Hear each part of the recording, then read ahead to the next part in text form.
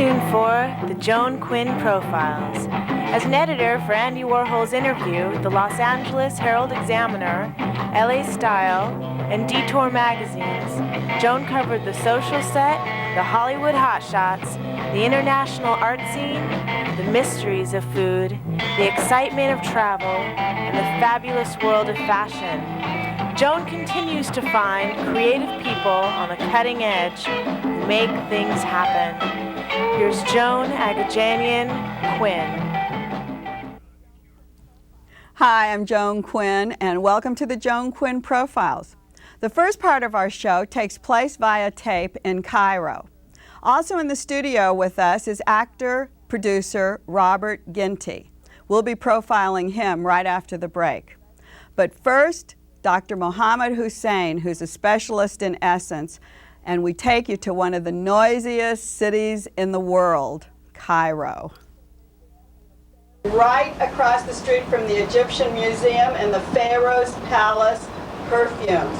And I have with me Dr. Muhammad Hussain. Welcome. Thank you, thank you. And I'm just a stone's throw from the Semiramis Hotel. I walked over, as a matter of fact. Do you know the hotel? Oh yeah. Just not far from here. Right on the Nile. That's right. Nice view. Yeah, very nice view. This is one of the things about Egypt, I think, the essences. Right. Can you tell me a little bit about how the essence is made and why it's so important? It's made out of the petals of the flowers, like what you see in front of you, like the rose, for example. You just, what we do, we pick the flowers by hand to keep it intact. Is that right? Yeah. Then we press the petals of the flower by wood machine. Ah, just whole like that? The petals. The petals, but, yes. But not, you don't pull them apart? No. The others, some of it, it's made by incense. The leaves. I see. Oh, the leaves make the incense? Yes. Oh, I didn't know that. Yeah, so the petals, we press it, so we get the essence, the extract. This essence, we distill it. Mm-hmm. After we distill it, some of those used to make some of the French perfumes and the most popular perfumes. But do you use all of these? Would you use the gladiolas? Would you use all of these flowers? No, some of them, we use some of them, they are what we call it malnutrition. They are not enough with the essence. They don't have smell to them? No. What about these? This is something we call it lily of the Nile. Lily of the Nile, it's one of the most famous flower, and they make it like beads. They put it around to smelling, or they give it also in a wedding, like the cars or these things. This is the best yes, smell. It's lovely. Now where do where are the flowers grown? In about southwest of Cairo. It's about 100 kilometers. We press the flowers and we take the essence. But do you just grow fields of roses or no, different lily? flowers like rose, jasmine, lavender, gardenia, lily of the valley, narcissus.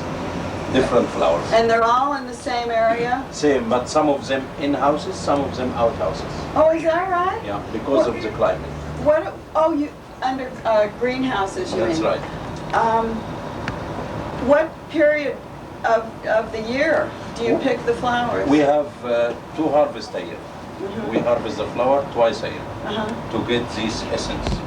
But the essence. What time of year is that? It's March and October. After this, we get this essence, as you see here, just to give you an idea, like this essence. When we press it, it comes drop by drop. This is pure oil then, right now. Yes. And then you could wear it as it is. Just like that? Just one drop. It stays all the day.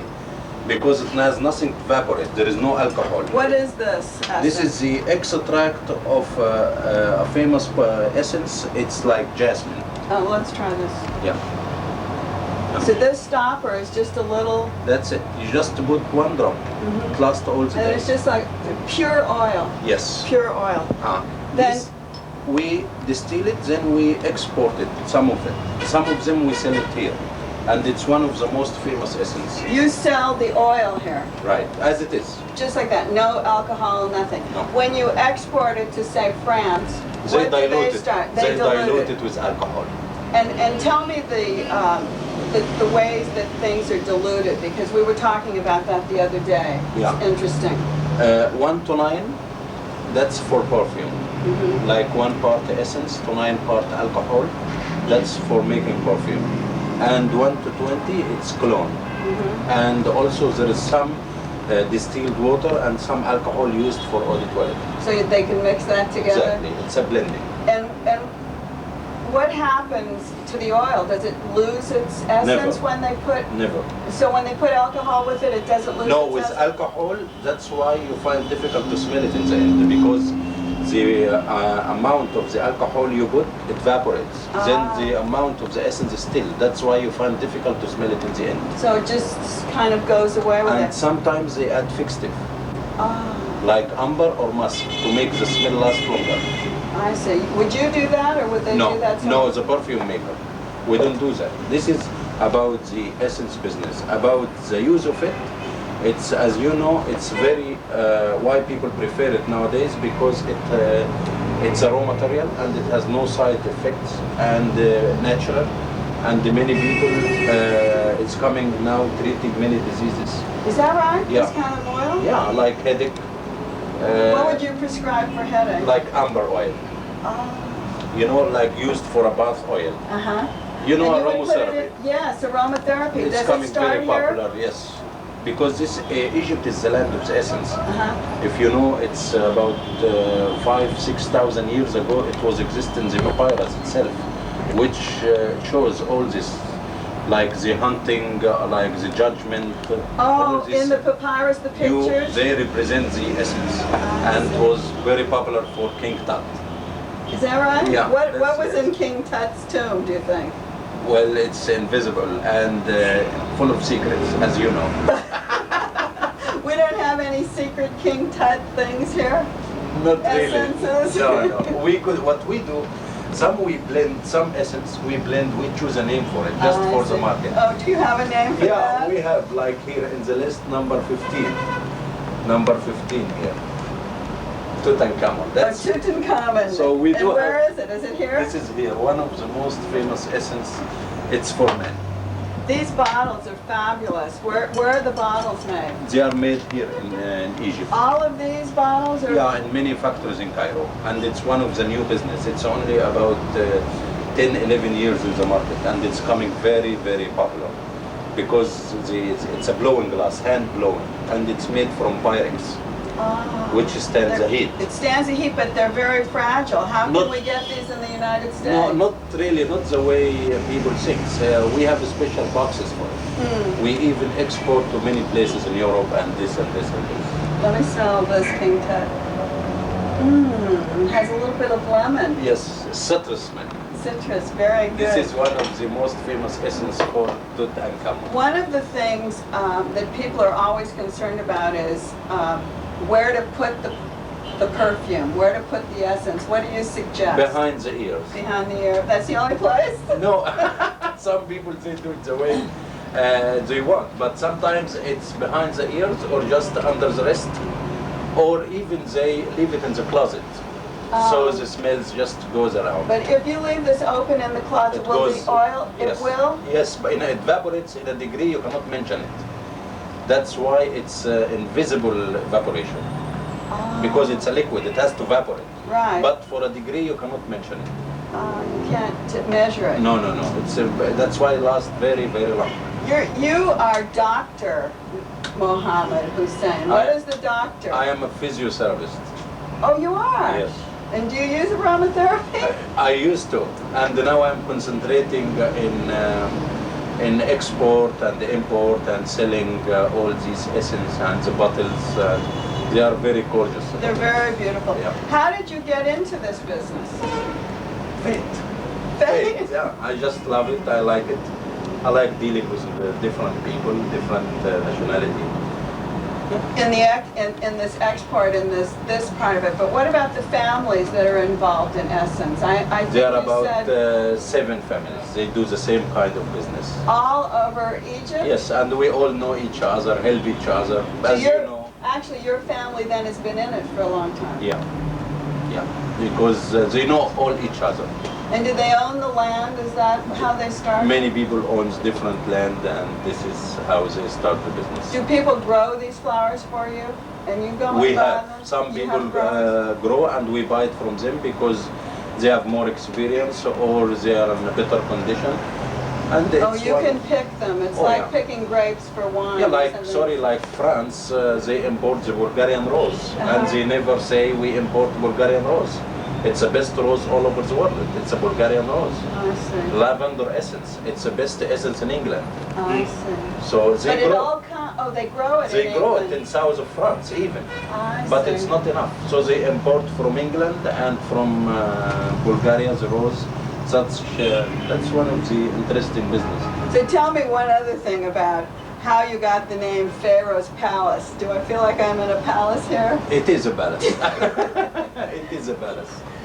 And the Pharaoh's name, we choose it because the store, it's one of the oldest store in Cairo, and it just lies right across from the Egyptian antiquity. And that is so we filled. find the name, it's just Pharaohs. It is. And we are Pharaohs. Grandparents, we are Pharaohs. That is really interesting. And was the wood in here and the inlay and all of the decor brought in? Yeah. Is it And old? It's very old. It's a handcraft work. Mother of pearl and ivory. And as you see, sorry, the ceiling. Ceiling. What style do you Thi- call this? This is the Islamic style. The Mamluk and before the Mamluk. The geometric? Yes, this is symmetry. It's all symmetry. It represents the Islamic old architect, which is one of the most famous architect all over the world. Is the Islamic architect. Well, Doctor. It's our Doctor. pleasure, and we don't want you to leave. Thank you very much, and thank you for being Thank so you. wonderful. Thank you very, very much. And I'm having another exciting time in Cairo. This is really fabulous. Thanks. Thanks very much. See you next time. I did have a fabulous time in Cairo, and I was staying at the Semiramis Intercontinental Hotel, and I asked the concierge about all the noise, because you can just hear this noise all day long, and he said, well, in order to pass your driver's exam, madam, you must be able to drive and have your hand on the horn, tooting it as you move through the streets. And I went, oh, that's the big joke around here. You have to always be moving with the horn. Don't go away, because Robert Ginty is waiting, and he'll be on right after the break. We'll be back.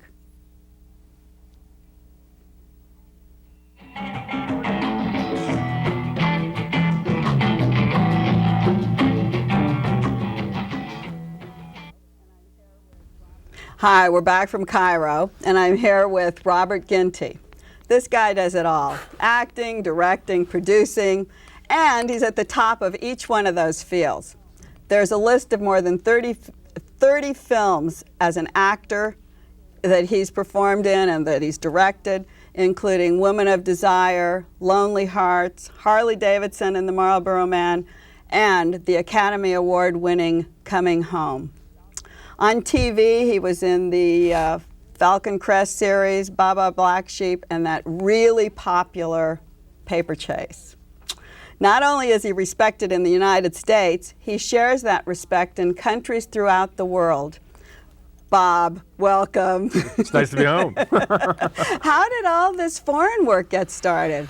Well, you know, it started back in 1979, 80, when people, I think, tend to forget there weren't very many video machines in people's homes in those days. In fact, it was like a new phenomenon. And I was offered a job right after the Paper Chase television series to do this kind of action-adventure film, this vigilante film that there had not been one of its likes before. And it was called The Exterminator. I remember we went that. into New York City and we shot this picture, and it opened in a summertime, which it just didn't have much competition, and the thing went through the roof and made a great deal of money, and it really started opening up the foreign markets to what we know now, or make up about 50-60% of the entire film industry.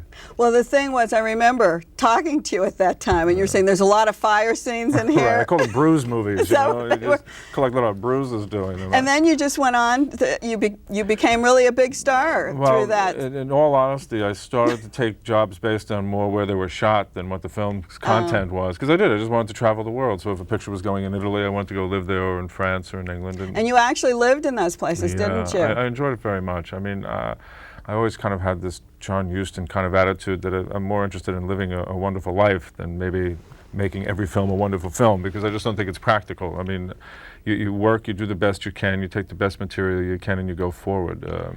Well, talking about the John Huston influence, it went the other way. He was directing first and then acted a little bit. You were acting first and now you're directing. Right. How did you get into the directing part of it? I suppose, you know, the same with many actors. You get typecast doing a type of role. I mean, I'm sure if I was, you know, getting some of the wonderful, you know, Ace Studio film roles, I'd be glad to be doing them, you know, but rather than sit around and worry about it, I'd go out and make my own films. And so I enjoy doing the whole process. I like going out, getting the money for it, putting the whole thing together and directing it and getting it out into the marketing place and to the distributors. But that's the whole process. That you're talking about producing and directing. Yes. Every film that you've directed, have you been a producer on it as well? I mean, like, for instance, right now, the next picture will start. I'm a hired gun as a director. It's a picture called The Seductress with Charlotte Lewis that will start right in the beginning of January. And, but other films I've teamed up a couple of times with a picture called Woman of Desire, which I believe we're going to show a clip of here. That's a picture I wrote and directed. Before that, there was Vietnam, Texas, which I produced and directed. Well, Vietnam, Texas, you produced and directed, and you got awards at all the film festivals for that. Best Director, Best New Director. I was very pleased with the response to the film. I wish I would gotten more of an opportunity to be seen theatrically, but then it was a different time, and times changed very quickly. Some of the actors that were in that film with me were Dr. Hong Noor, who was in the new Oliver Stone picture. Tamlin Tomita and Hugh Chin are both in Joy Luck Club now, and they were cast in my film. This was a wonderful experience for me to work with these actors. Did you cast them then? Yes, very much so. So you were really a part of the whole process? Very much so, yes. But you weren't so new to directing because you had been directing China Beach. Right. Well, China Beach actually came as a result of Vietnam, Texas. Yeah. Oh, it did? I think because of the subject matter, the producers and Warner Brothers had seen the film and responded favorably to it. And it was probably the best directing job anyone could have in television. It was a great experience. Was it every week?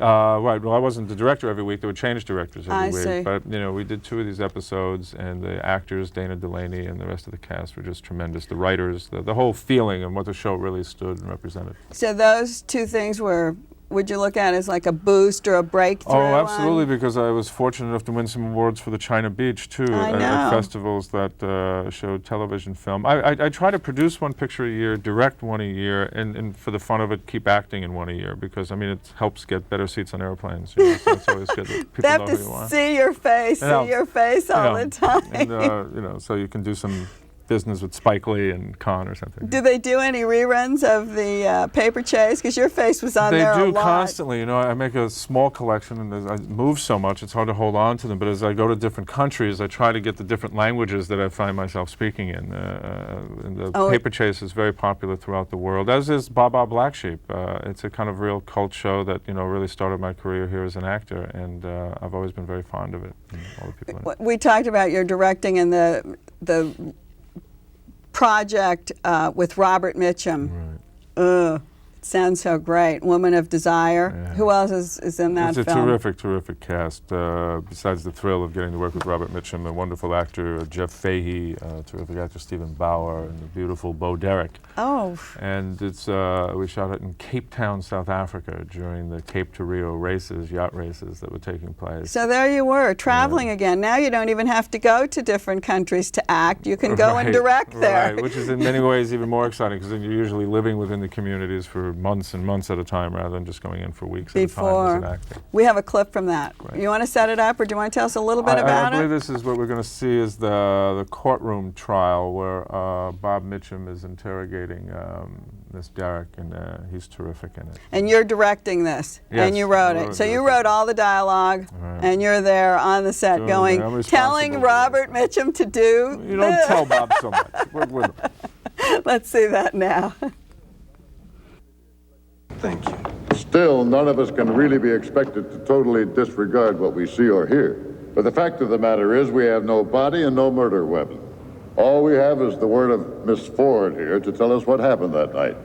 And we understand that Miss Ford could collect a substantial amount of money left to you by Mr. Ashby, which, considering that you were carrying on numerous affairs with other people... I object, Your Honor. Miss Ford is not on trial here for sexual activity or any other offense. Precisely my point.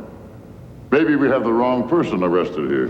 Mr. Houston would like to convince us that my client is a calculating, cold-blooded killer who planned a murder and yet couldn't help sleeping with the only eyewitness. Not to mention leaving behind a videotape and enough evidence for a prosecutor or even his questionable ability to get... I object to the personal attack, Your Honor. Murder is personal, Mr. Houston. And I might say that your client might be one of the most personable people I've ever met. I have a list here of some of her so-called relationships. I object. This is disgraceful. Just what are you accusing my client of, Mr. Hill? That we're dealing with a woman whose whole life is based on dishonesty. Why should we believe what she has to say now? And more importantly, which of those relationships drove that car to the hospital, Miss Ford? And what about the yacht's dinghy? Did Mr. Ashby by any chance use the dinghy to get off the yacht? Is this just a cover-up to convict my client of a murder that never happened? Stop. Those shots are great. Do you get to choose those shots, the glass? Well, you do, because I had done a play as an actor shortly before this movie, and I had done the same thing to my hand. So as you see my script, I'm sure that's why I wrote it into the movie. And also, do you think that any subliminal influence came from Paper Chase, that scene? Well, being courtrooms, yeah. I mean, they're kind of classic situations, so directorially, you know, it's a fun thing to shoot. The shot selection, yeah, because it's a tradition of seeing those type of films, you know, Anatomy of Murder and those kind of things, and in the writing of it, that played into it a lot too, to be able to write a murder mystery, and will you figure it out, and do you know who really did it, and then the twist at the end. It's an adventure to do. Were there any kind of funny situations that happened on the set or in the country, per se? I guess, well, you know, it's not a country well known for its great sense of humor, and certainly what's going on there politically was very difficult at the time, and here was the beginnings of some of that when we were there last year. But people really just adored Bob Mitchum. I mean, he was just probably the biggest star to go to South Africa, and they followed him everywhere, something he enjoys a great deal. And personally, I was thrilled to get an opportunity to work with him. Just he's that icon of stars that, you know, I hope that I would get a chance to work with all of them that are remaining. You know, they are classics. And I brought Bob on purpose to a location where they had done one shot from David Lean's Ryan's Daughter, because they couldn't get the proper wave or they couldn't get the proper light, and Mr. Lean traveled the world to find it. They found it in this particular location in South Africa, and I brought Bob to that very beach and to those very waves, and there's this scene out of a window, and if you see Ryan's Daughter, he does the same scene where he opens a window and he looks out, and we shot the scene, and I said, Bob, now that you've worked for both David Lean and Robert Ginty, do you have anything that you can say about this? He said, well, yes, son, you're faster. That's about it. So I wasn't better, but I was faster. But David Lean had already found the spot for you. Right, yeah. It was a nice moment. He's a wonderful man. His stories are sensational. You should get him on the show. You could do a weekly series with him. We actually had his grandson, Bentley Mitchum, who is a wonderful actor, too. Chris's son, yeah. I know the whole family. He's just starting. In 1990, you did a miniseries that was the highest rated ABC, the Great Los Angeles Earthquake. Right. You were acting, though, in that. Yes, again. I was. I was playing a kind of Donald Trump type character. And what was interesting, as I live in New York now, this past summer I played in the Yankee Stadium celebrity game. When you grow up in New York, it's a big thing to play at Yankee Stadium. And Donald Trump was had his team there. And Donald's an interesting fellow. And we talked about this show where I, of course, went flying out of a window during an earthquake in this TV movie. It was a very popular one. It was about the earthquakes in Los Angeles. Larry Elkin directed it. Joanna Kearns starred in it, and it was a lot of fun to do. Acting is a real pleasure. You know? The thing is, since you're a director, how does it feel to be directed by different people? You know, it's interesting that you say that. I think that you become a far more responsible and better actor having directed. You start to understand the director's problems a lot more, and you're a lot more cooperative than you might be if you weren't really aware of what the director's situation is on a daily basis. That's interesting. No. At one point, is there any director that you've always wanted to put you in certain spots and tell you what to do? Oh, absolutely. I mean, Martin Scorsese, Robert Altman, Oliver Stone. I mean, there are some very talented people in this industry. You know, I just get concerned that the prices and the budgets of motion pictures are getting to such a stratosphere that fewer and fewer pictures will be made. And this isn't good because we're not getting exposed to the kinds of talents or the film libraries of individuals like a John Huston or a Billy Wilder. And I mean, these men made 50, 60 motion pictures. Now a director, you know, might have to wait every 5 years to get a film made. And I think that's right. difficult. I think you're right about that, but I don't know what the answer would be or how you're going to go about it. Well, I think it's kind of what we're doing. I mean, it's about cable. It's about, you know, television expanding to more channels, and I think this is just a beginning that far more viewing will be going on at home. There'll be far more movies made. You mentioned being a New York boy. I know you were born in Brooklyn, and your main interest was music. Yeah. I started as a musician since I was a child. What instrument? Well, we come from a kind of a very traditional Irish Catholic family in the sense my parents, you know, immigrants to this country. And it was very traditional on Sundays to come out, and my sisters and brothers would play the piano, the accordion, and entertain the family of guests, which would always be in the home on Sundays. Well, my father was a very disciplined man who did not have much liking for Irish drinking habits. And to discourage this in his home, they would kind of wheel me out with my drum set, and in which I would start to proceed to play the drums, which had a marvelous effect on getting people to leave the home quite rapidly.